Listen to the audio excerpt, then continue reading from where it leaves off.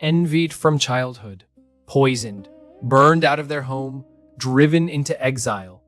This is the arc Vaishampayana now lays before the king. Ādi Parva, Book 1, Chapter 55. In the previous chapter, Krishna Dvaipayana Vyasa arrived at Janamejay's serpent sacrifice and was received with great honor. Janamejaya asked his great-grandfather to recount the story of the Kuru Pandava conflict, and Vyasa directed his disciple Vaishampayana to speak, and so the full recounting began.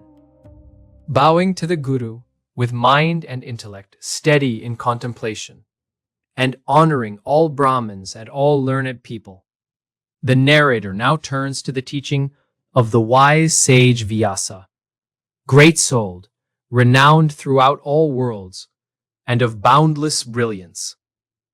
The desire to speak, born of the teacher's teaching, joyfully urges the telling on. Hear, O king, the narrator begins, how the breach between the Kurus and the Pandavas arose, born from gambling over a kingdom, and likewise the forest exile, and how the war came about that brought ruin upon the earth. All this I will relate to you in full, as you ask. After their father died, those heroes came from the forest to their own home, and before long became learned in the Vedas and skilled with the bow. The citizens honored them. They bore great wealth and renown, and their noble bearing, valor, and strength were plain for all to see. The Kurus could not endure it. Duryodhana, Karna, and Shakuni, son of Subala, put their heads together and devised various schemes to suppress the Pandava Vrikodara and drive them into exile.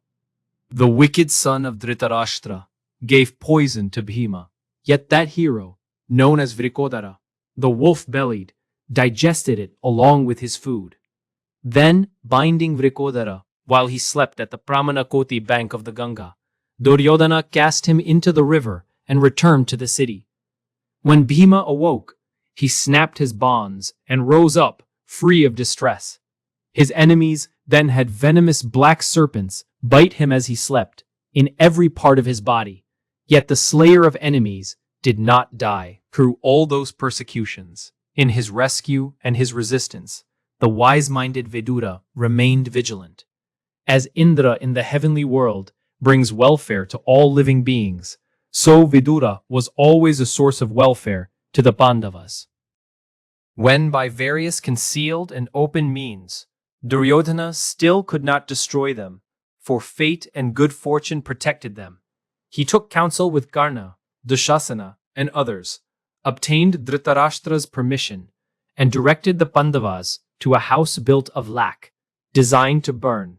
He housed those mighty heroes there, and once they were at ease and unsuspecting, he set fire to it. But by Vidura's counsel, a tunnel digger had already been arranged. Through that passage they escaped, and once free they fled in fear into the wilderness.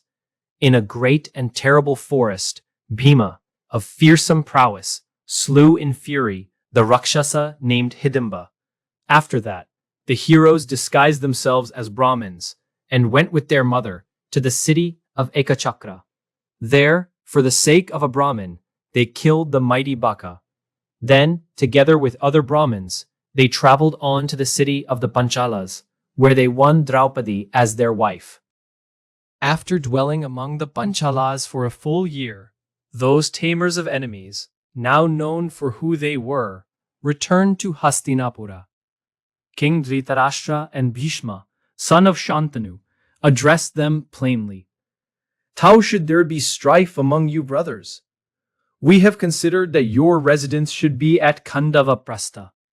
Therefore, go there, well supplied with its domain and with well-laid roads, to dwell, laying anger aside. On the word of those two men, the Pandavas went with all their dear companions to the city of Khandavaprastha, taking wealth of every kind. There they dwelt for many years, bringing other kings under their sway through the might of their weapons. With Dharma foremost in their hearts, devoted to truth and sacred vows, alert, steadfast, and patient, they burned their enemies. Mighty Bhima, conquered the eastern direction. Brave Arjuna conquered the north. Nakula likewise conquered the west. And Sahadeva, slayer of foremost warriors, conquered the south. Together, they brought the entire earth under their sway. With those 5 Pandavas, each radiant as the sun, and with the sun itself, the earth blazed as though lit by 6 suns. Then, for reasons of dharma, Yudhishthira sent his brother Arjuna into the forest. Arjuna dwelt in exile for a full year and 1 month, and at some point during that time he traveled to Hrishikesha in Dvaravati. There, Bibhatsu, the name meaning one who abhors dishonor, won a lotus-eyed wife, Subhadra, gentle in speech, the younger sister of Vasudeva. As Shachi united joyfully with Indra, so Subhadra, filled with delight, was united with Arjuna. And the son of Kunti, together with Vasudeva, satisfied Agni, the fire deity and carrier of oblations, in the Khandava forest. For Arjuna, accompanied by Krishna, no burden was too great, just as nothing is beyond Vishnu's reach, when enemies must be slain and resolve holds firm. Agni gave Arjuna the supreme bow, Gandhiva, 2 quivers filled with unending arrows, and a chariot bearing the monkey banner. Arjuna also freed the great Asura Maya from that fire, and Maya, in return, built a divine assembly hall adorned with gems of every kind. In that hall, foolish and wicked-minded Duryodhana was seized by envy. Then through the dice game, Shakuni, son of Subala, deceived Yudhishthira and sent the Pandavas into exile for 13 years, 12 to be spent in the forest, and the 13th living unrecognized within a kingdom. Then in the 14th year, when they sought their own rightful wealth and did not receive it, war broke out. Having destroyed all before them and slain King Duryodhana, the Pandavas recovered a kingdom that had been largely emptied of its people. Such is this ancient history of those men of untiring deeds, their rift, the ruin of the kingdom, and the victory of the victorious.